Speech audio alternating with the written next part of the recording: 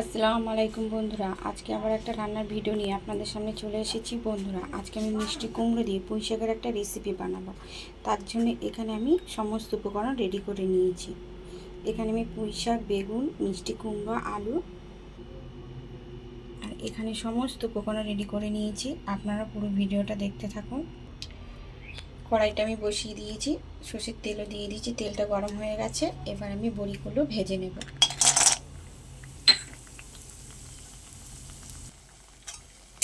বড়িগুলো আমার লাল লাল করে ভাজা হয়ে গেছে, এবারে তুলে নেব।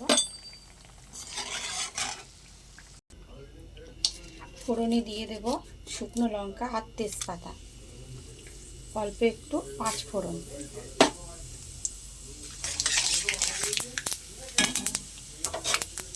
ফোড়নটা আমার হয়ে গেছে, এবারে দিয়ে দেবো পেঁয়াজ কুচি, কাঁচা লঙ্কা চিরা।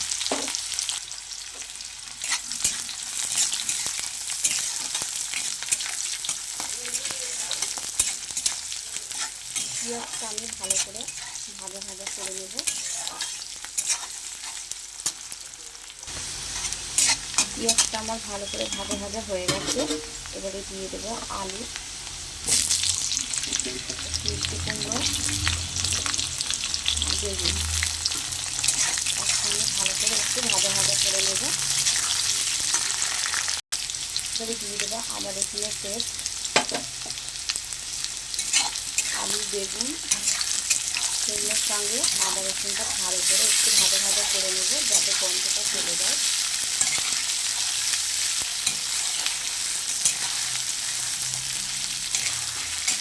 এবারে দিয়ে দেবো পুঁই শাক। পুঁই শাকটার সঙ্গে বেগুন আলু সেগুলোর সঙ্গে ভালো করে মিশিয়ে নেব বন্ধুরা।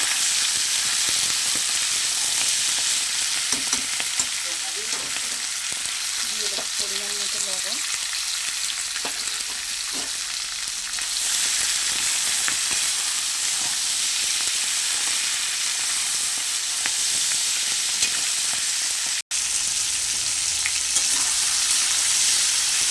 সব একসঙ্গে বেশ ভালো করে ভেজে নিয়েছি বন্ধুরা। এবারে দিয়ে দেবো হলুদ গুঁড়ো,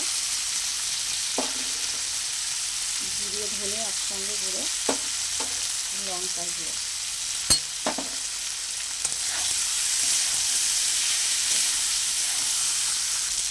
সামান্য পরিমাণে জল দিয়ে ভালো করে কষিয়ে নেব।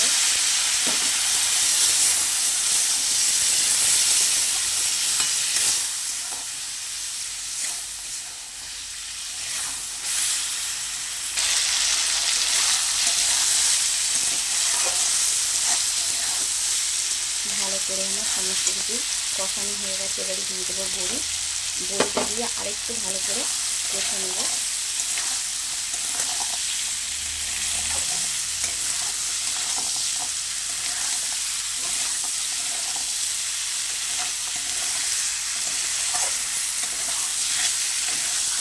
দিয়ে দেবো এবং পরিমাণ মতো জল।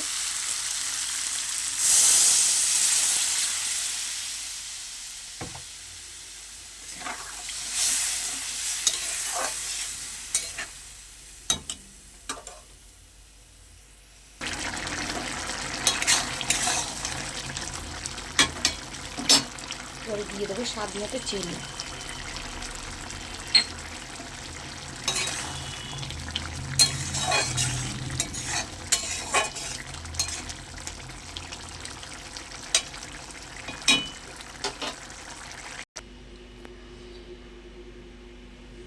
মিষ্টি কুমড়ো দিয়ে পুঁই শাক দিয়ে বড়ি দিয়ে একদম নিরামিষ রেসিপি একদম রেডি বন্ধুরা।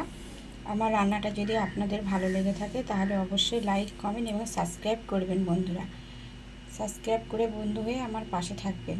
ধন্যবাদ।